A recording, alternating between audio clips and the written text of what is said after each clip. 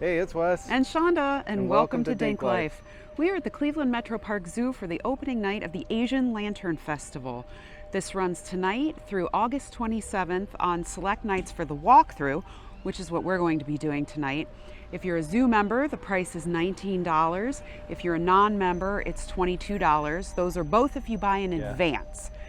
You have until 5:30 the day of to be considered an advance purchase. Otherwise, the ticket price is $25 for everybody, members and non-members included. Now, on Wednesday nights, starting July 12th, they have a drive-through only of the same thing. And that is $45 for members and $50 for non-members. So those are the prices. It's weird. This has apparently been here for many years, and we have never been. Yeah, first time. So we're kind of excited to check it out, and we thought we'd bring you along with us. So come on and join us.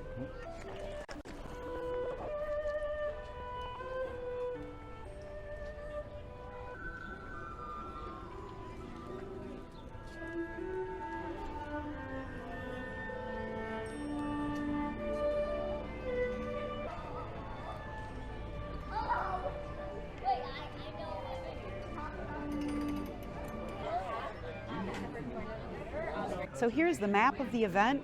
It shows the path that you are walking. It shows where all the food is and the show. How's everybody doing? There we go. Ladies and gentlemen, boys and girls, welcome to the 2023 Cleveland Asian Lantern Festival presented by Meijer. Let's welcome our face-changing performers!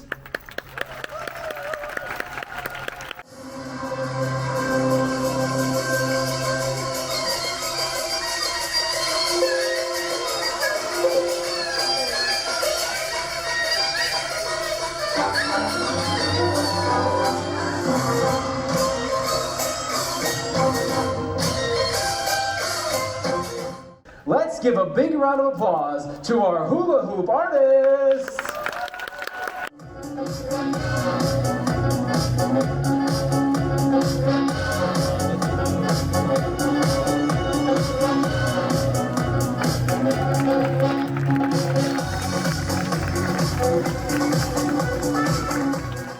Let's give a big round of applause for our water bowl spinner.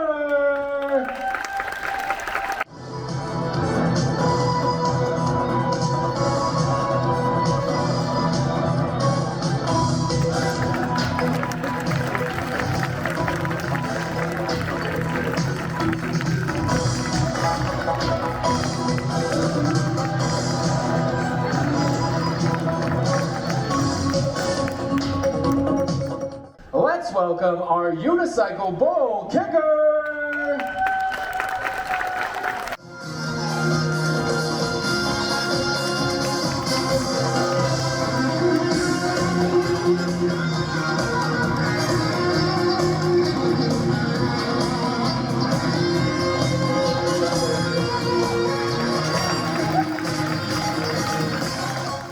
Let's hear it for our Diablo artist.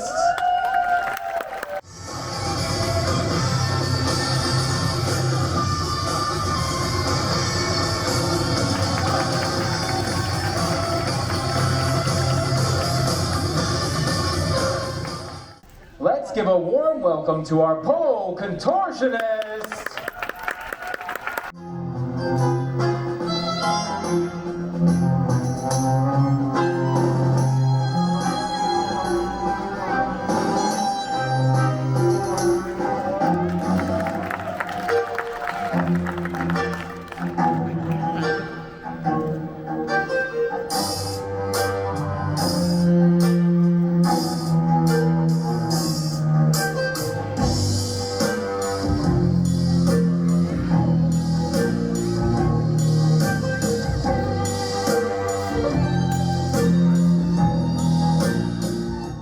We just finished watching the live performance, and I think there were 5 separate acts, if I recall correctly. It was amazing. Yeah. We have taken some video clips that we can share with you here, but I mean, it was like mind-boggling how good it was. Yeah. I mean, there was somebody on a unicycle flipping bowls onto her head. There was a contortionist. There was a dancer that changed masks. It was crazy. It was absolutely crazy. So if you come here, I highly recommend seeing the show. I think there's one every hour. The first one was 6:45, and then 7:45, 8:45, 9:45. And it's a half-hour show. Half-hour show. There was plenty of seating. There are seats, and then there was also like a grassy hill behind it that you can sit on. So there's plenty of seating if you come up here. But I mean, I wouldn't miss it. I highly recommend going to see it. It was amazing. Yep.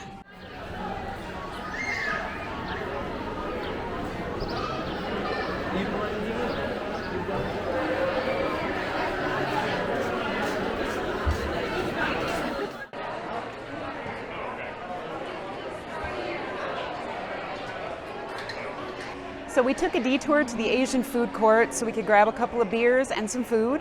So we each got a draft beer. Those were $22 both together. And then we stopped and got some chicken teriyaki and some bao buns. And together those were $25. So it's not cheap to eat and drink here. But we're gonna dig in and see how it tastes. Also, I will say the lines for both were extremely slow. It probably took us about 15 minutes to get the 2 beers, and then we ordered the food really quickly, but I probably stood there and waited for at least 15 minutes, if not more, to get the food. So I don't know if it's just because it's the first night and they're not, up to speed on how things are going to go. They weren't expecting it to be so busy, but it was expensive and slow. So hopefully it tastes good.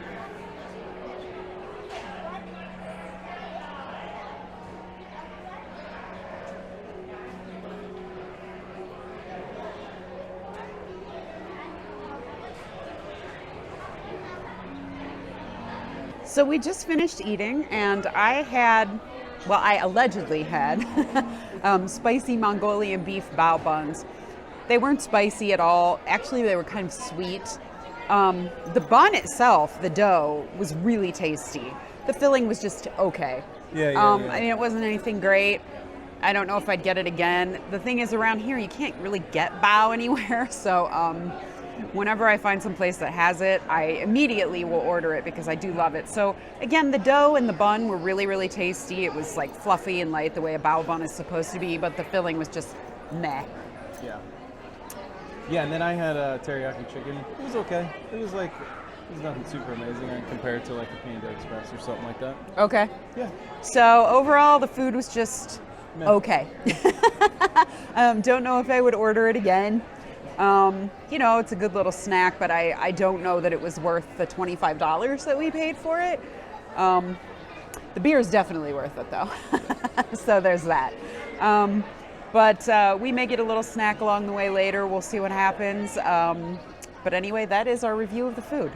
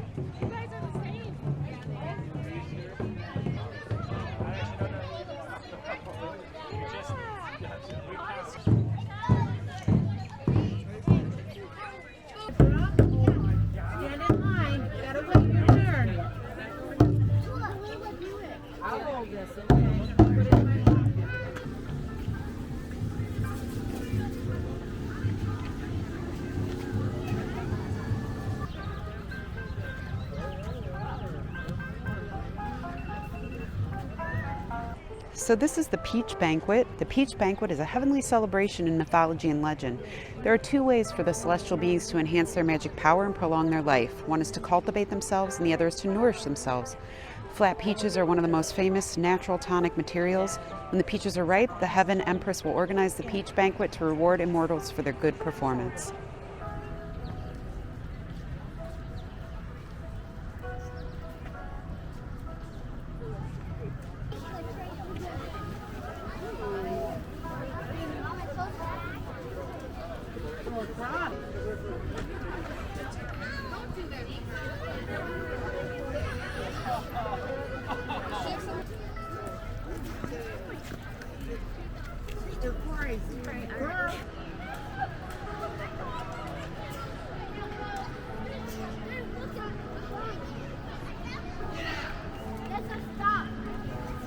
This is the peacock corridor.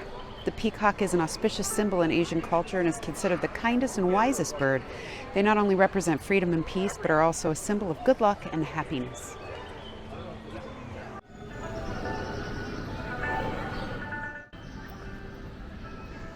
Look at the eyeballs. Look how realistic they look. I think it's just a bunch of airbrushers. It's really cool looking though.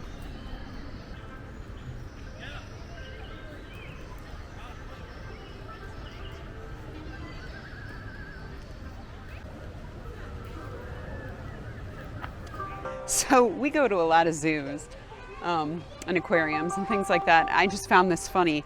These are loris, but the plural is lorises or lorises. So I don't know why, that just made me giggle. But it does say they rarely go down to the ground from the tree. When they move, they make little or no noise, becoming immobile when threatened. I'm not so sure that's a good thing. Hello? Hello? So funny. That's cute.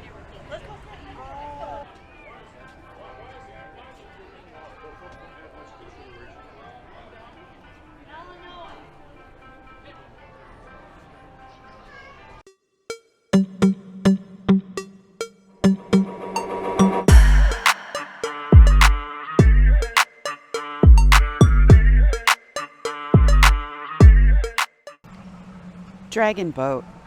Dragon boat racing has been one of the most representative folk sports in Asian culture since ancient times. In the legend, the dragon is a god that can control wind and rain. It is the cultural totem of the rice farming nation. People always pray to the dragon for good weather. Therefore, the development of the dragon boat race today is not only a competitive sport, but also has the cultural connotation of people's wishes for a better life and unity.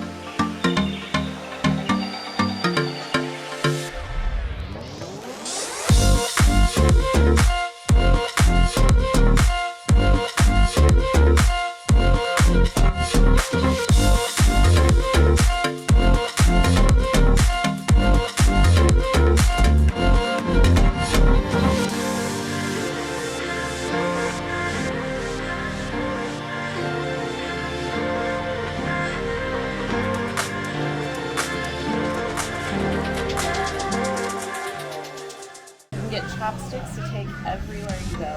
They even come with their own little container. Nice. Which I dropped on the floor.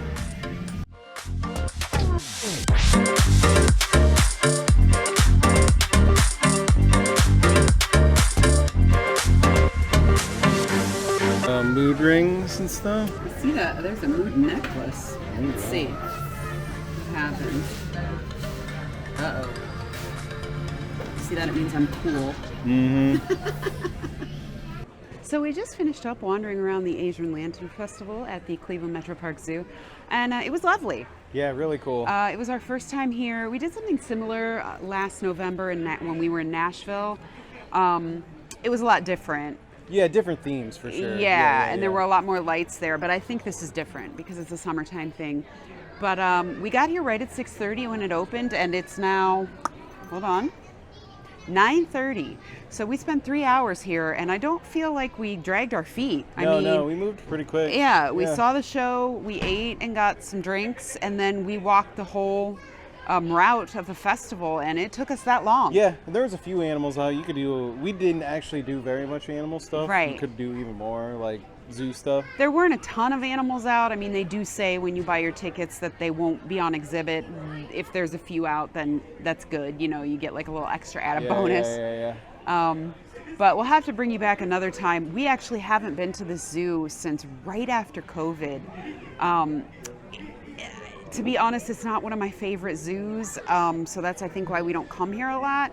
But I will say this, it looks like they have made a ton of improvements up at the top, which is sort of where they needed it. So it'll be very interesting to come back and see the zoo, just as a zoo. Yeah, just to tour the zoo, because it looks like they've made a ton of improvements, which I definitely think they needed. But I would definitely recommend this. Again, it's here through August 27th, so if you're in the area and you get a chance, it is definitely worth the money to stop by the Asian Lantern Festival. But as always, just remember, whatever you decide to do, just get out there and do it.